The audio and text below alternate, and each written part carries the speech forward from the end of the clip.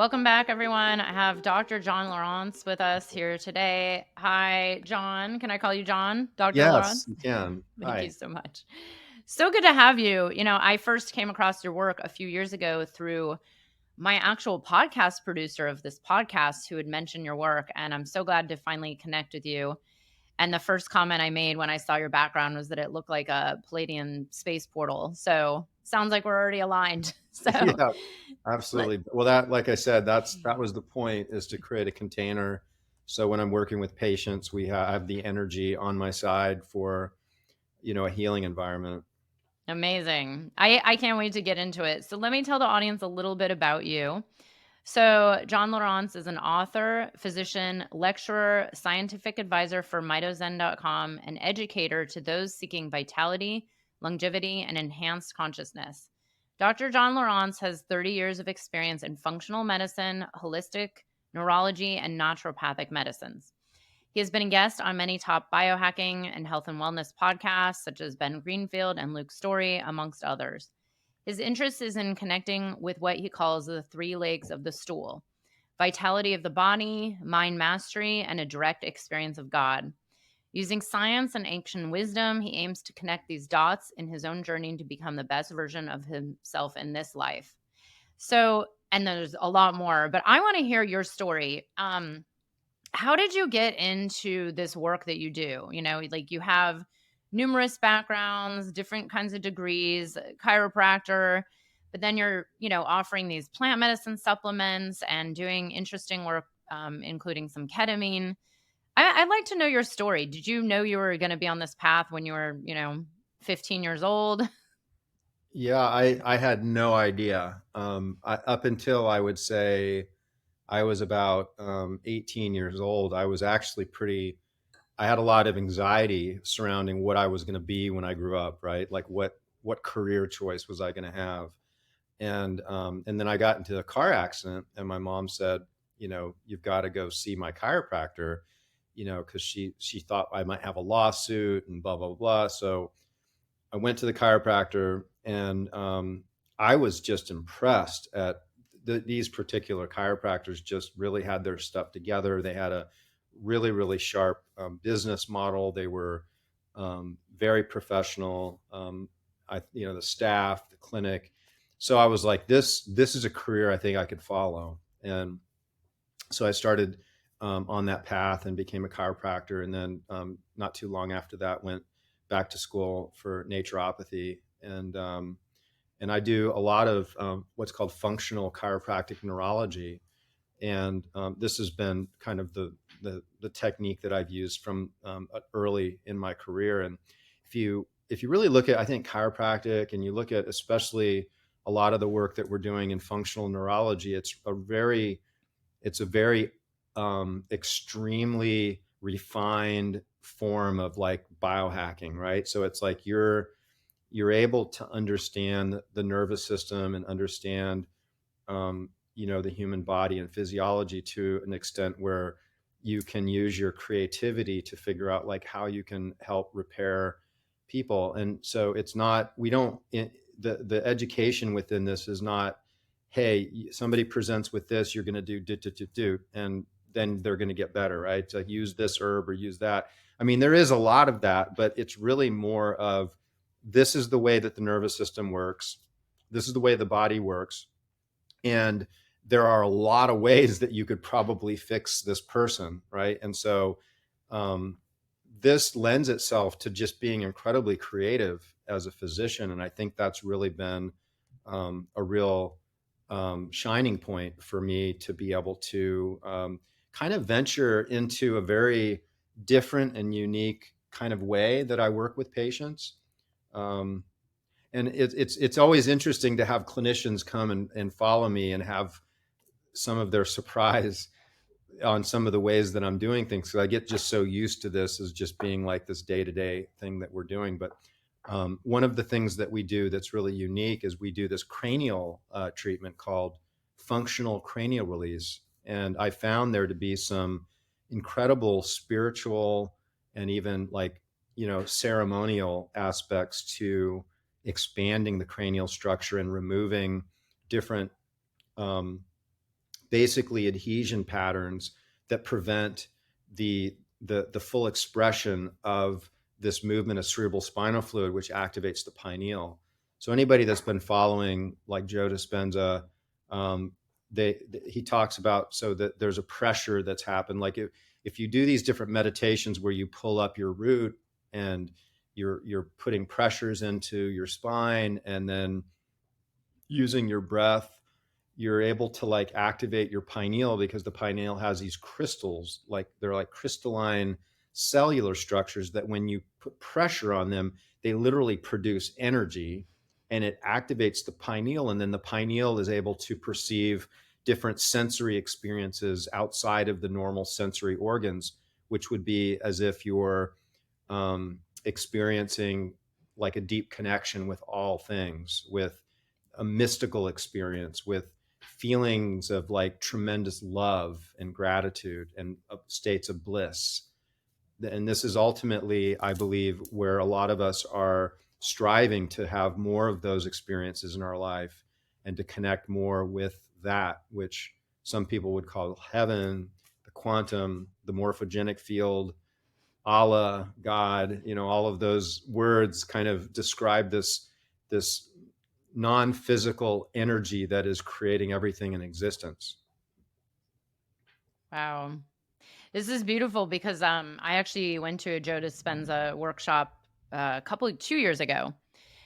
And I always tell people, I've been meditating for many years. I've done vipassanas and silent retreats, but with that technique and also being up at 3 in the morning and doing it for 4 hours, I reached a state that I have only been brought to with DMT or ayahuasca. Um, and I got to hold it for a lot longer than in a DMT or ayahuasca state because those are just so quick.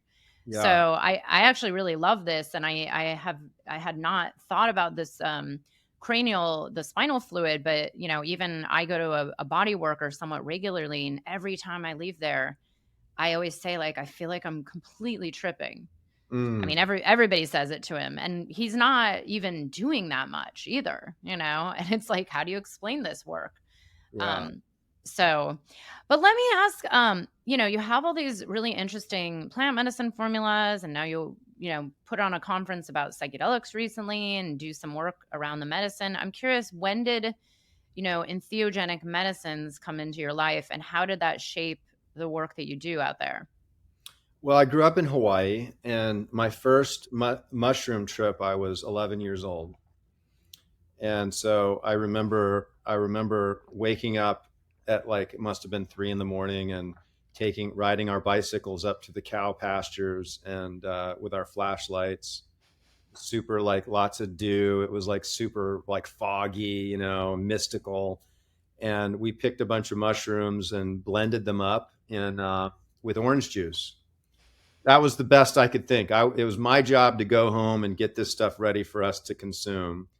And thank God the mushrooms are much less strong in Hawaii because I literally blended an entire gallon bag full of mushrooms and I think we consumed most of it.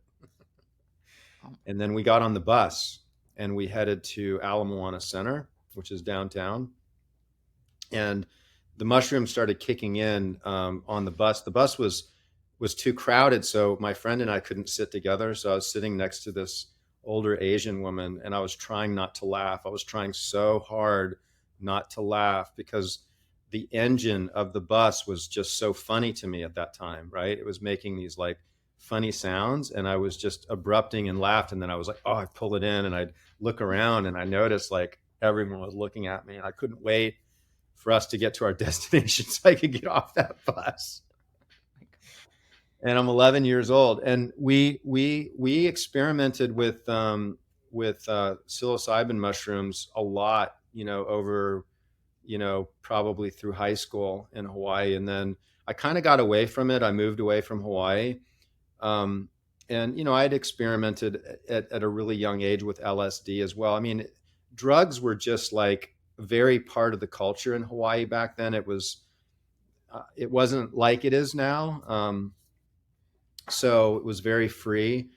But my first actual journey was, I want to say about 7 years ago now.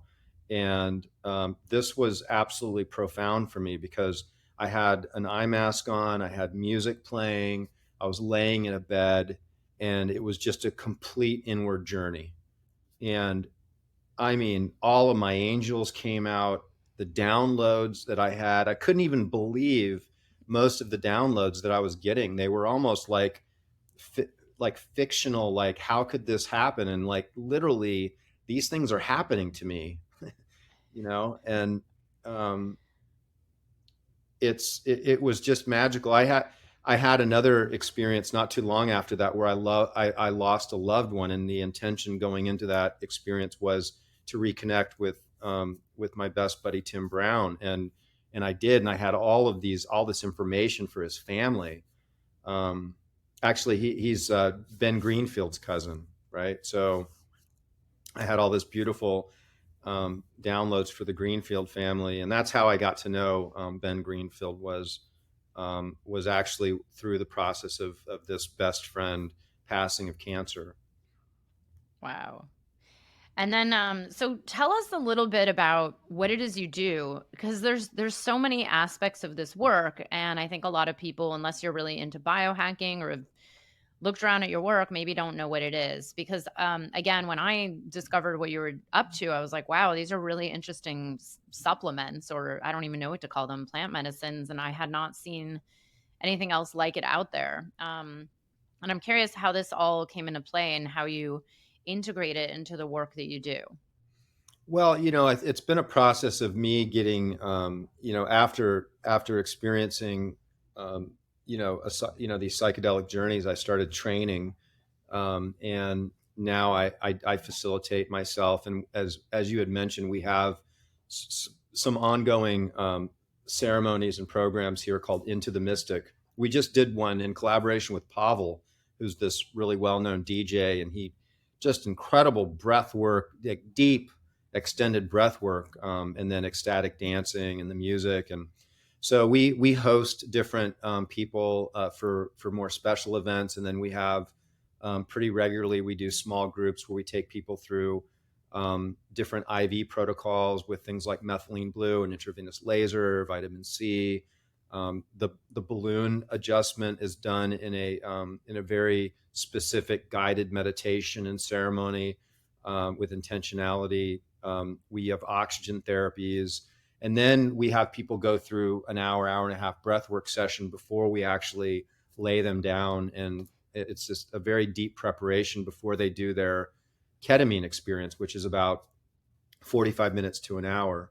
So we call that Into the Mystic. And the I know you'd asked about, so for me going I'm a scientific advisor for Mitozen, and so mitozen.club is a membership based company where we make unique products with unique delivery methods. And a lot of the things that we've formulated have been very useful for people in the space of plant medicine or breath work or meditation, people that are looking to kind of enhance different activities through different natural substances. And like, for instance, I had mentioned this eye drop that we've been having some really enjoying this eye drop, but methylene blue is a very special molecule that really enhances um, energy in the cell. It's able to capture light and have you like utilize light more efficiently at a cellular level. That's called photons. And it's also antimicrobial. So initially, I formulated this eye drop called Blue Eyes with methylene blue and nano gold and silver with a little bit of peppermint for infections of the eyes, because there was a breakout in Miami recently with a certain strain of COVID. And then after we formulated, we started to use it for like sun gazing in the morning. So placing the blue eyes in the eyes and then allowing the photons to like kind of absorb. It's called photo biomodulation. And there's like photodynamic properties to gold, and to silver and to methylene blue. And when you mix all those together, there's a synergy. And then the photons pick up the information of those nutrients and bring it all the way back to the pineal through the suprachiasmatic nucleus. So it's a lot of fun to play around with that. Then the Zen nasal spray, which is a form of hape in a nasal spray. We've had some really good feedback. This is a product that we've been manufacturing probably for about 5 or 6 years. Um, Even some of your most advanced, people that have been to the Amazon and worked with some of the best hapes in the planet. I've worked with them with the Zen because we use a very, very high quality hape that we make a water extraction from. We there's a lot of alchemy that goes into, blessing these, and the labels and the preparation and the substances are carefully chosen and utilized, because we know that these medicines are being used ceremonially. We really honor that. I'm glad you brought that up because I was going to ask about this. I was telling John before this interview that I tend to be this purist. I have friends that do biohacking. I've been taught all the things and I've come close to buying certain things. But then I always come back to, well, I have a relationship with plants and I just, I maybe have some alcohol extractions of certain herbs. But other than that, I tend to be a very big purist, like when I microdose, it's just the mushroom, or it's Mm-hmm. maybe a little extraction with some lion's mane. And there's Mm-hmm. been a lot of talk out there in the psychedelic space about, these kind of newer ways of extracting. And even the word extraction really riles up a lot of people. Like there's people now creating these ayahuasca pills where I don't know how they work and what they do, but I've heard about them where it's like you do not purge and it's just a pill and you don't have to taste the medicine. And there's this kind of argument over like, well, these are these earth medicines and now we're just trying to extract and make things easier and bypass some of the most important steps, like maybe the purge process or the prayer of like working with the quipe to, give yourself the hape or serve it to someone else. How do you come to terms with this? And what do you think of this kind of what I would call this like these modern ways of working with these ancestral and ancient medicines? Like, is this just where we are, or is this like we need to make everything so easy because our society is getting lazier and lazier? Like, what is your take on all this? Yeah, I think that it's important for us to honor the environment. And I have a bit of Chippewa Indian in me, and just the respect I have for the way that the Indians were living, and the honor and the respect they had for the land, and being able to just be in such a simple situation just allows for such a clarity within, appreciation, this divine spirit that we were talking about before, and just deeply connecting with the spirit of all of the elements. I think as much as we're able to do that, I think that's what I fully endorse that. The products that we make are all natural. We use all natural ingredients, and we source them from the most reliable and pure places, sustainable. We try to support, tribes in the Amazon the best we can, and respect, that whole process. So the fact that, I remember recently I was working with a very very well known shaman out of New York City, and I mean, I've never seen anybody more savvy with all the different hapes, and she just had like this whole suitcase full of all these different hapes. And so when I first introduced to her the Zen spray, because it's like it's in a glass bottle and it's a spray, it's like modern, right? There was like this initial kind of pullback, like, oh, this is it's too modern. We need to return to our roots. But is it similar to what I think you were expressing before? Um, and my point being is that in a modern society, it's like the convenience of having it that way. Um, like especially like if you're actually in ceremony, or if you're doing breath work, like this bottle can be like just laying on the ground. It doesn't even need to be like upright, right? Nothing's going to spill. It's very easy to administer yourself. You don't necessarily need someone else to administer it. The burning, there is a burn, but it doesn't last as long. It's just very pure. It's very clean. And I believe that, we just have people reporting fantastic results with breakthroughs that they're having with their experiences with the Zen, and probably a lot of people that may not otherwise do it if it was in its traditional powder form with, being blown. I know the first time I had it, like it was just so intense for me. I couldn't breathe for almost a day because I got so inflamed. And I swore I would never do it again, and I haven't. So that's why I was like, okay, let me see if I can make something that I can tolerate myself. And so originally I made the Zen spray for myself and found that it was working really well for myself. And then we eventually introduced it into the line of MitoZen products. Wow. Yeah, and this is an argument that's come up for many years, and I've talked to numerous people about, this.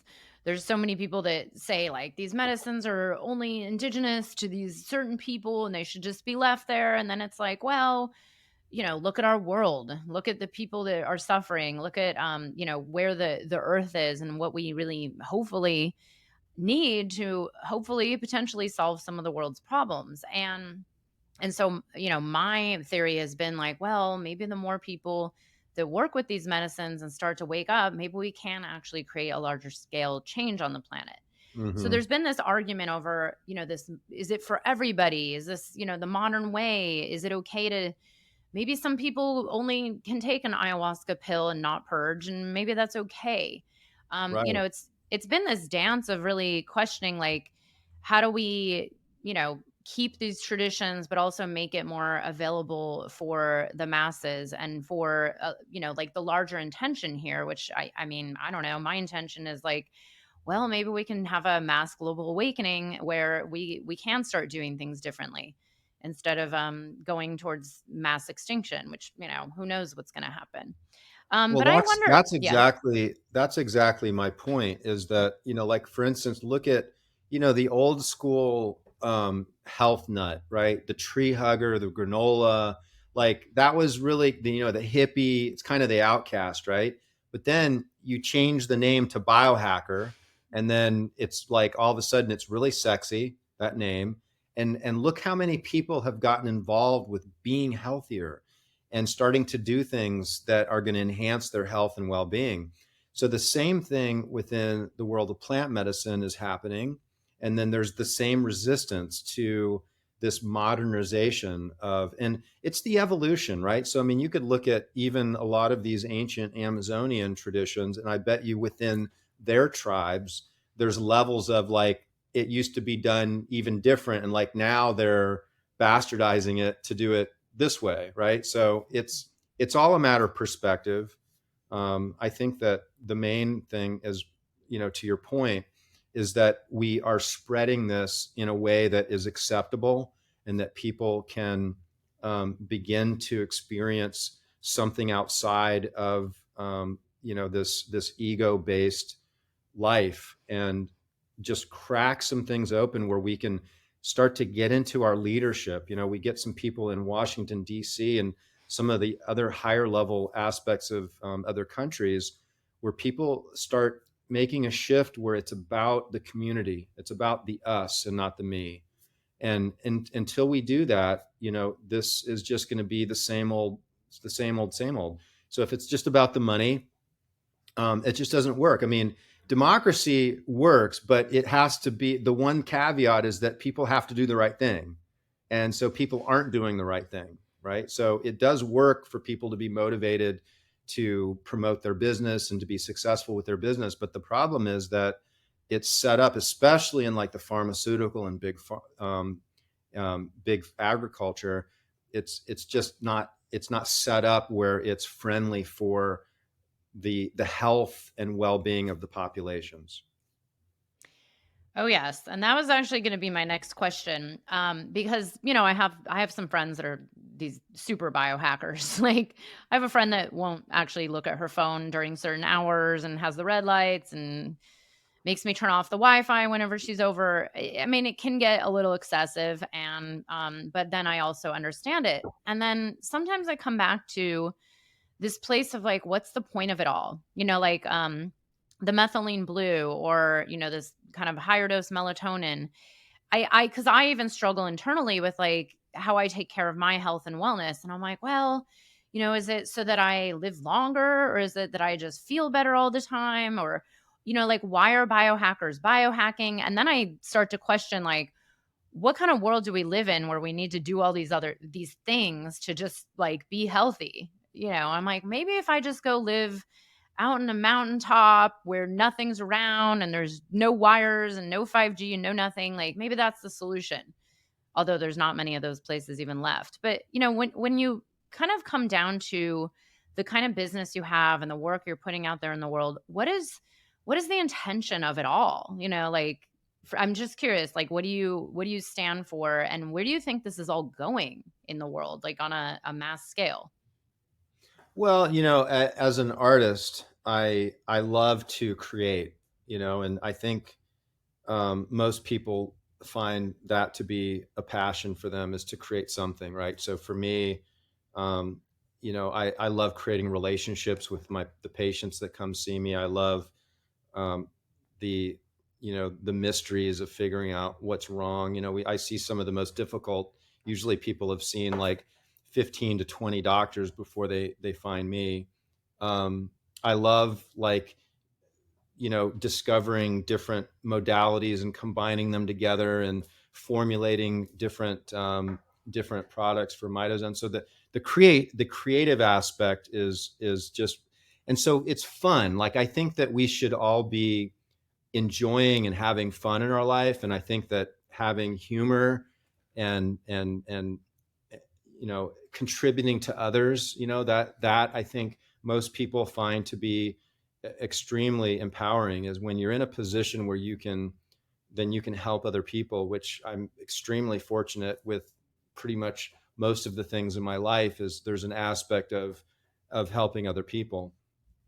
So it puts a lot of meaning, right? So there has to be meaning to our life if we're aiming to be healthier and we're feeling better, but then we don't have something in our life where we're able to contribute to other people, then it can be a bit stagnant.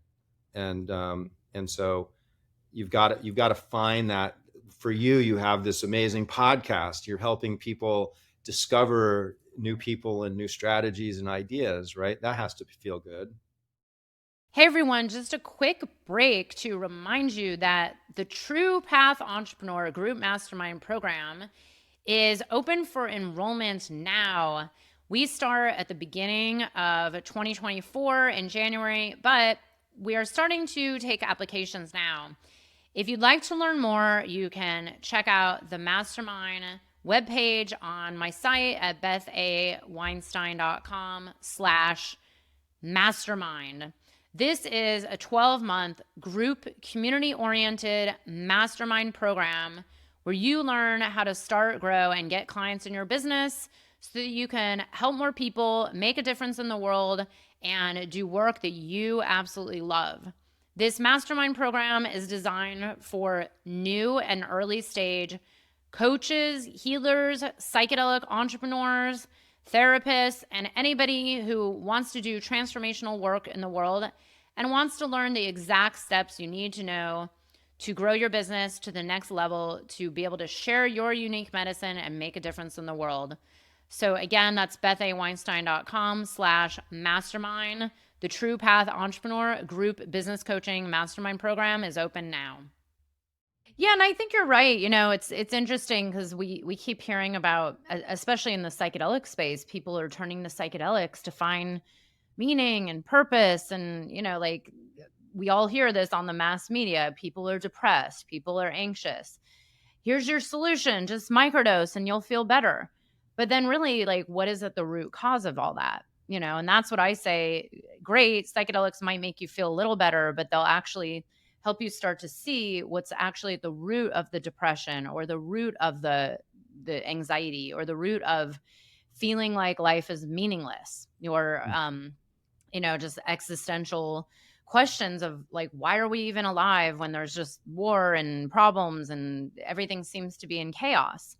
And I think a lot of people are searching for answers. At least Yeah. that's what I would like to think. Maybe I live in a bubble in the psychedelic No, I space, mean but that's the journey that I feel most of probably the people listening to this podcast are on, and most people haven't found their passion. I mean, that's the sad truth. And for those people that haven't quite found that, or maybe they're in the process of switching and changing into doing something that is more fulfilling for them, going into a plant medicine journey and really just wiping the slate and just allowing your mind to kind of get out of its default mode network, right? Your identity. You drop that default mode network and you can kind of look at your life and yourself more objectively, and just allow for some ideas to come through and some inspiration to come through. One of the things that I've been working on a lot, because I think that for those individuals that are deciding to go into an event like this, is maximizing that experience. And so if an individual is going into a plant medicine journey, one of the things that's really, really important is something called memory consolidation. Are you familiar with this term? no, let's hear it. This is great. I can't So, wait because I'm going to medicine very soon. oh, good. So memory consolidation is when we have an experience, and this is like in phobia therapy, right? So if, let's say an individual's afraid of spiders, they might expose them to spiders, and then the important thing is over the next 24 to 48 hours, that individual is going to consolidate that experience into their long-term memory banks. So we have short-term experience that needs to be consolidated into our long-term, and that's basically consolidating. And this is really kind of the aspects of us maturing, right? You can imagine if we're not consolidating new memories, then we could be perseverating. This is what happens with a lot of people with PTSD, or if they're looping on a lot of negative emotions or negative thoughts. Oftentimes, these people have poor memory consolidation. So, how can we enhance our memory consolidation? So, memory consolidation happens through an area of the brain called the blue spot. In The scientific name for it is the locus coeruleus, and that acts as a bit of a thumb drive, and that data is then offloaded into the higher brain centers when we're in REM sleep. So we have to get into a deep state of REM, and what the REM does is it completely silences this part of your brain called the locus coeruleus, totally quiets it down. So you have to be able to deeply calm your mind and your body, especially before sleep. So we want to start thinking about evening rituals, right? We might think about sauna. We might think about like a jacuzzi or a bath with Epsom salts, avoiding arguments, right? Try not to work late, right? Try not to watch TV, especially movies or things that might be a little bit, activating, right, to your stress responses. Looking at like minimizing Wi-Fi, darkening the room, having the room a little cooler. Um, Melatonin can really help with bringing down that sympathetic nervous system, because melatonin is the primary activator of the parasympathetic nervous system, just like cortisol and norepinephrine are the primary activators of the sympathetic nervous system, which is that fight or flight part. So we want to really deeply support this parasympathetic nervous system. That's why one of the reasons I'm a big fan of melatonin.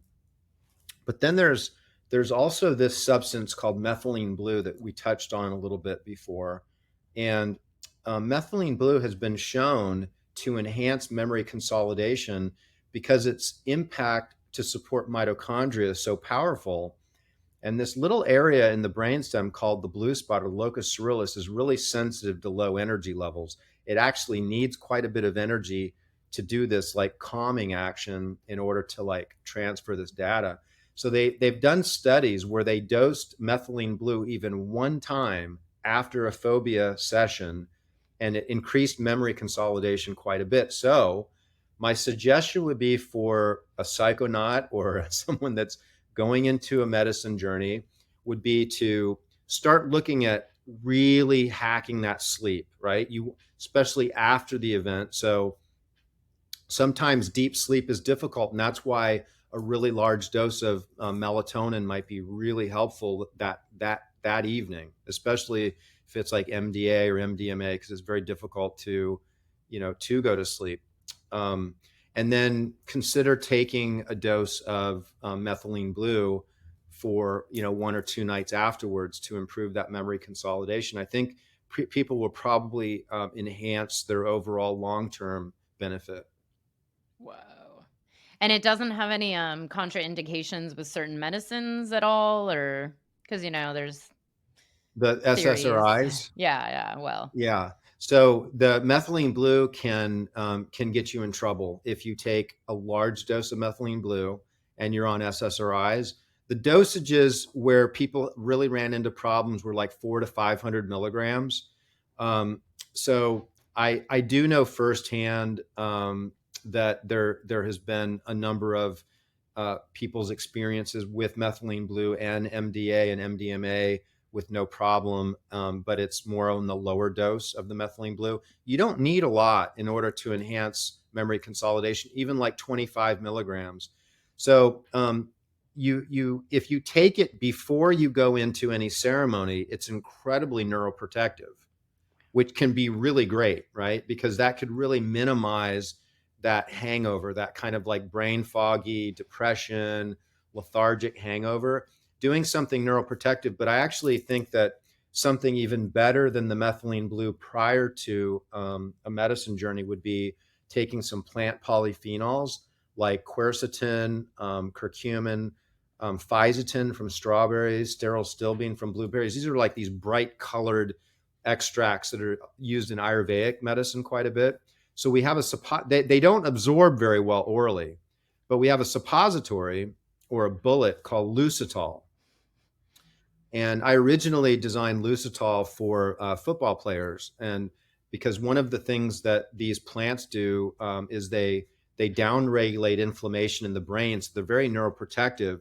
But they also don't let the brain get overexcited, which happens often with MDA and MDMA. Is there's an overexcitation, particularly of these cells called glial cells, and then the glial cells don't quiet down as much. And I've noticed that I've worked with a lot of people taking something like the Lucitol prior to going into a medicine journey has very few problems with like the traditional hangover afterwards. amazing. Oh my God. I love getting into the science. This is something I studied in college and was like really into, probably because I did a lot of drugs in college as well. But no, it's funny. I didn't know that those were not orally bioavailable at all because I've actually spent a lot of money on some of those supplements. Yeah, Or it's they very just kind of poor. wash out. Yeah, they're very poorly. Like melatonin, for instance, is 2.5% absorbed orally. I don't know the actual details, but like curcumin, that's why companies will make it like we have a liposomal version of the Yeah. Lucitol as well, which is actually much more absorbable than like if you were to take it raw.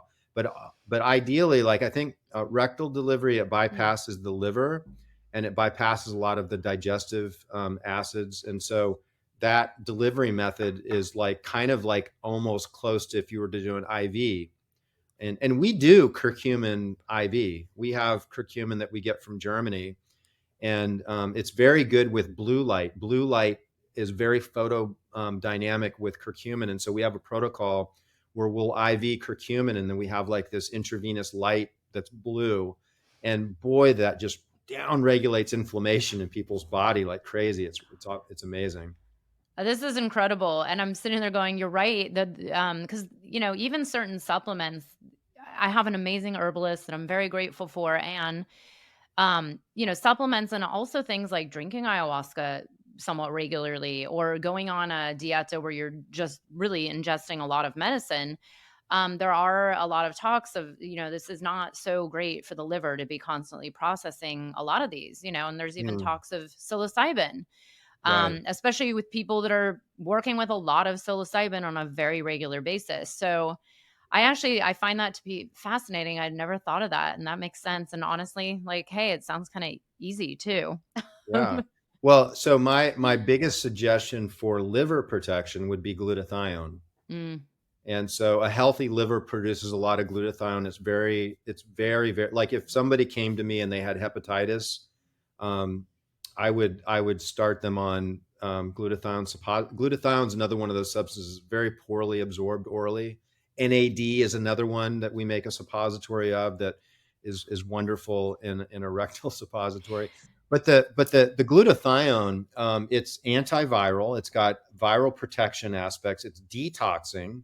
It's the way our body naturally grabs around exogenous toxins like heavy metals and chemicals and pesticides, and then the glutathione carries it out of the body. And so it's also really good for allergies and autoimmune because it settles down inflammation really well, and it enhances oxygen.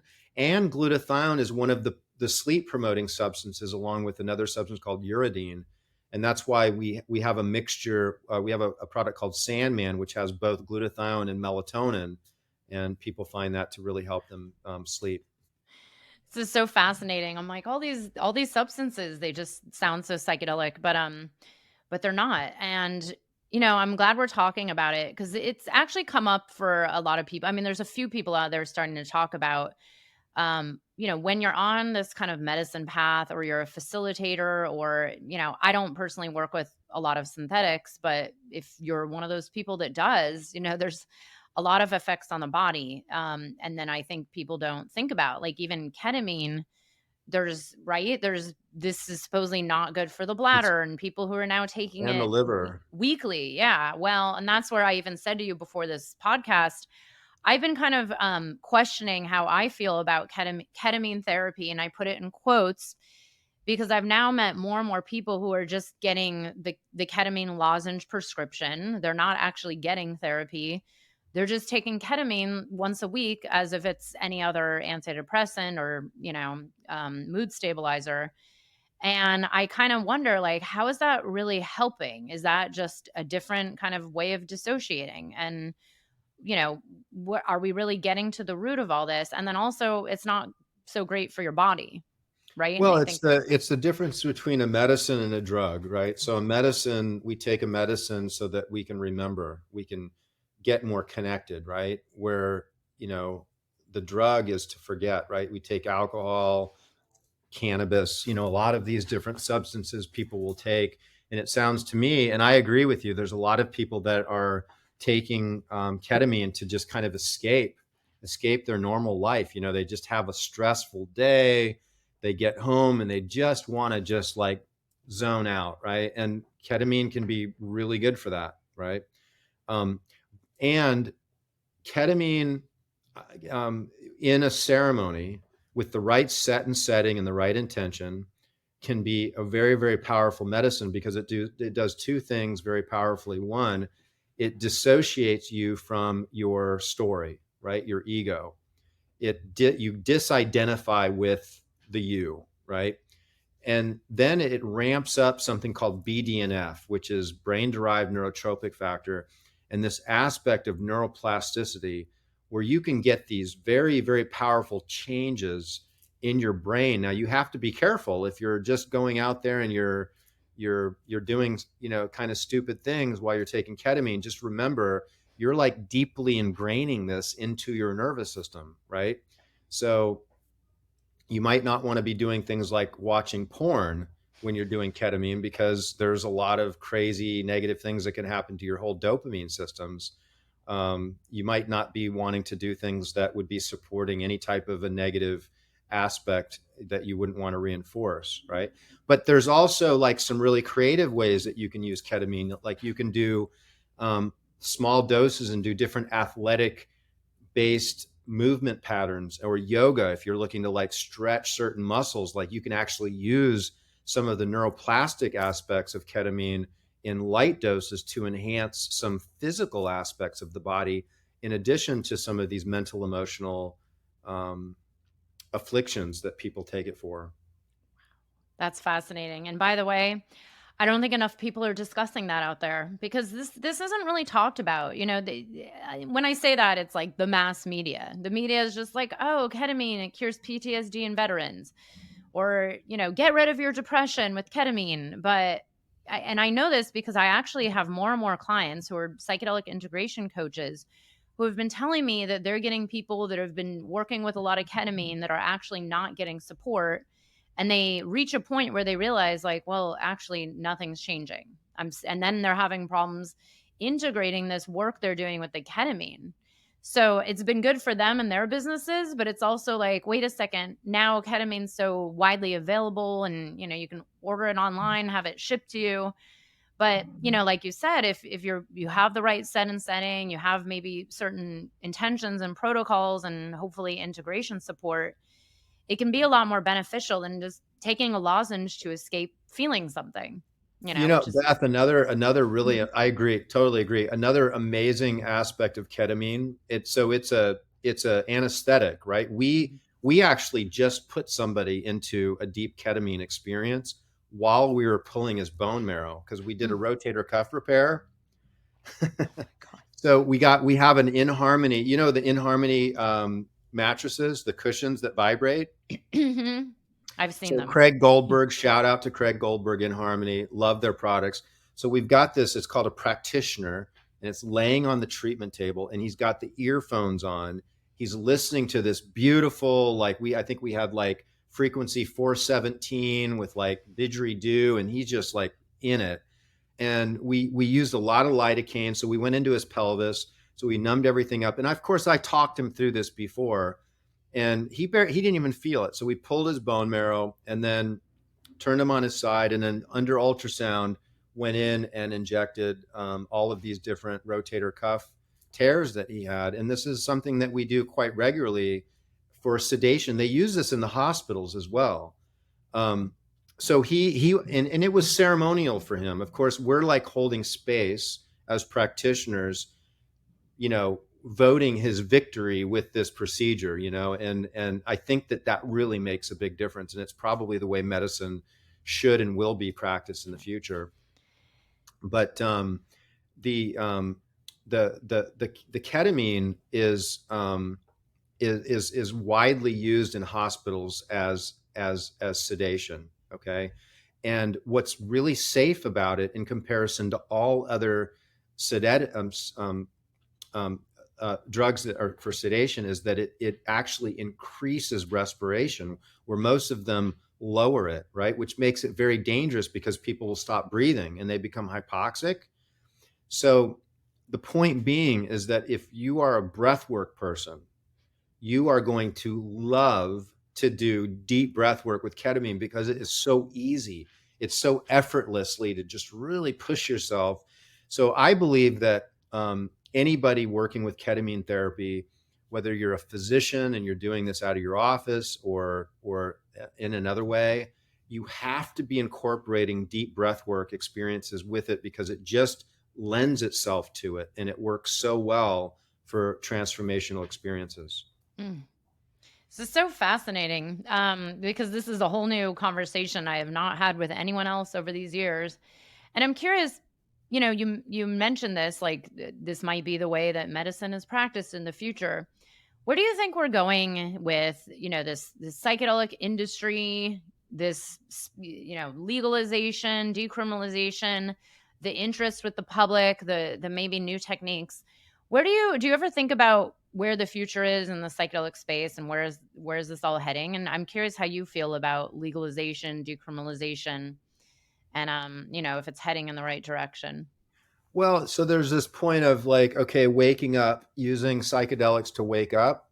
And then there's this other aspect of using psychedelics to enhance our brain because, LSD and psilocybin being, I'd say that my top two as far as enhancing neuroplasticity, something that you can microdose to improve your functionality with your brain, right? So I think that there's a place there. Um, Obviously, with psilocybin, with it working on the serotonin 2A receptors, it can have a very powerful effect on depression and mood. Um, but then I think that there's this party aspect of psychedelics that's probably going to get out of control and needs to be somehow, maintained. And I think there's a place for it. I think there's definitely a place for that versus people getting punch drunk. And, I think there can be some rich experiences and the right types of ceremonies there. But, it's kind of back to your point when we first started talking, is like there's like this tradition, and then things start to get a little out of hand, and you've got big corporations that are kind of bastardizing all this stuff, that it's going to be hard to kind of prevent that. But it'll be interesting to kind of sit and watch for sure. Yes, I know the corporations. Someone I interviewed yesterday had just come back from Wonderland. Did you go to Wonderland? I did for a couple hours. Yeah, I happened to be in Miami last weekend. Yeah. Yeah, this person I interviewed was like, "Oh my god."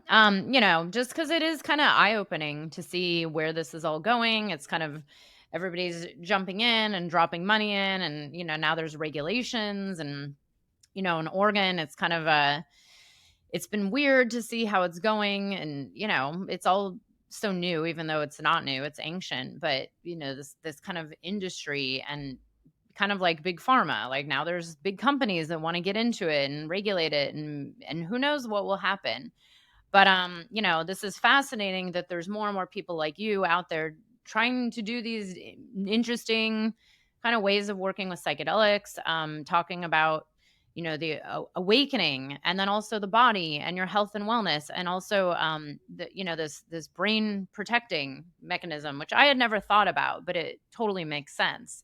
Now I'm Hmm. curious, you do work around neurology, and I think you had mentioned something at the beginning, a term that I don't know, but I'm curious. It was about you know, working with with these medicines to help our brain in the long run. And I'm curious, do you have any opinions or research on how, whether it's psychedelics or these other substances, methylene blue or melatonin, might help us, let's say, avoid Alzheimer's or dementia, or be able to use our brain longer? Like, because I have heard this for many years.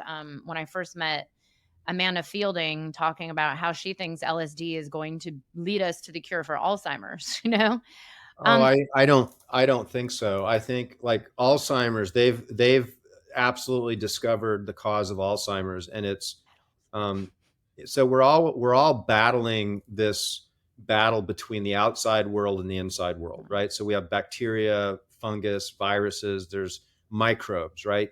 Microbes, when they break down, they release something called an endotoxin, or another word is a lipopolysaccharide. And these are incredibly inflammatory. And what they found is that, and it's just coincidentally, we talked about the locus coeruleus, or the blue spot, and it happens to be in the brainstem. And the scientists have found that the beta amyloid that leads to Alzheimer's starts there first, even before phase one Alzheimer's. And there's a connection with a nerve called the trigeminal nerve, which innervates your face, your eyes, your mouth, your nasal passage. And this is one of the reasons that Sananga and Hape work so well, because of its interaction with the trigeminal that then activates the vagus nerve, which gives you that like really calm, relaxed sense with enhanced parasympathetic effect. But the trigeminal nerve, the endotoxins creep up that nerve into the locus coeruleus.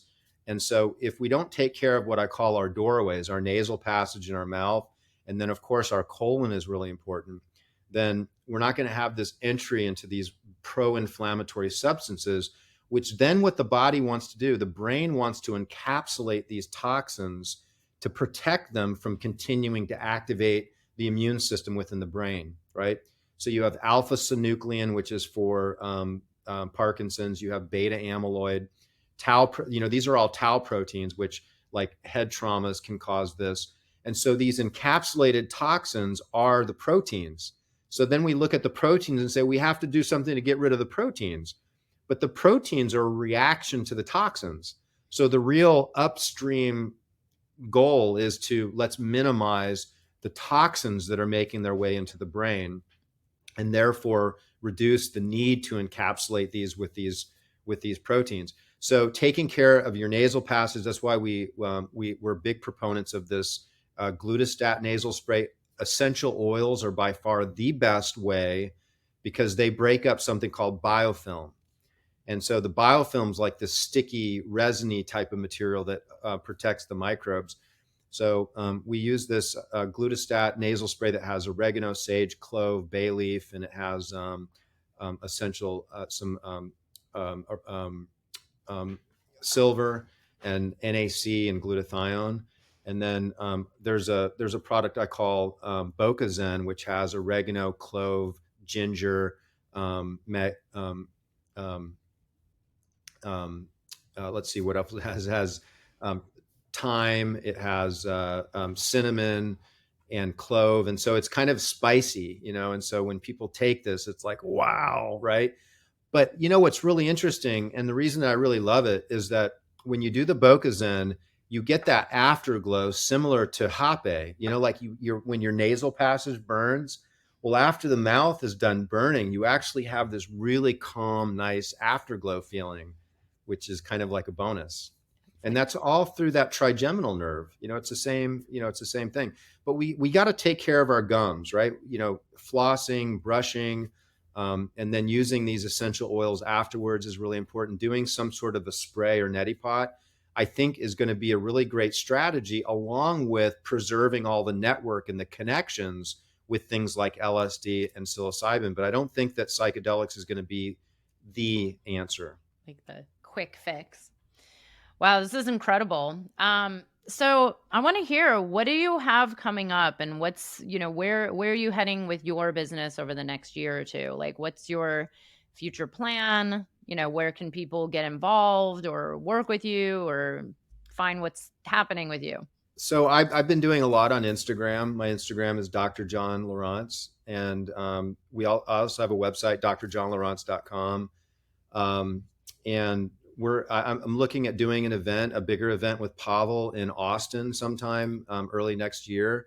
We have an event here in Sarasota, Elements of Vitality.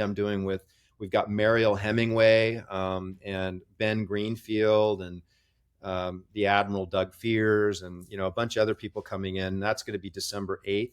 Probably this podcast might have already come out, but check out drjohnlawrence.com frequently for events. We regularly have the Into the Mystic events. If you're in the area, we'd love to have you come and join us for that. Amazing. Well, this has been very enlightening, and I love how there's a few people that I've interviewed where I'm like, okay, maybe you've changed my views on this whole biohacking thing, and maybe I should give some of these a try. I'm at my limit with like all my herbal protocol, but some of these really sound very enticing, and I think I'm gonna give Well, them all a we try. had kind of touched on getting you some product, allowing you to kind of play around with it, and then maybe doing a part two Yeah. where we can talk about some of your experiences. Yeah, I had done something like this with someone I had met at Psychedelic Science who gave me something, and I was like, "No, no, I don't use these things." And then I did and was like, "Okay, this is really good." So, I can be convinced. I do believe, even though I'm on this kind of tend to be more natural medicine path, I do believe, it's 2023 right now, and we are in this modern day and age where, yeah, we are living in a world full of toxins and God knows what nutrients missing from our food that maybe thousands of years ago wasn't an issue. So it is something, when people say these arguments of, oh, we just need to go back to the way things were with our ancestors. I mean, well, we can't. I mean, things are just not the same. We are in a different world. So I'm glad there's people like you talking about this and offering these interesting products that will help us hopefully awaken up and create a larger scale transformation on planet Earth during this time of great change. Yeah, let's make it happen together. Thank you, Beth. This has been a pleasure to be here and to speak to your audience. Thanks so much.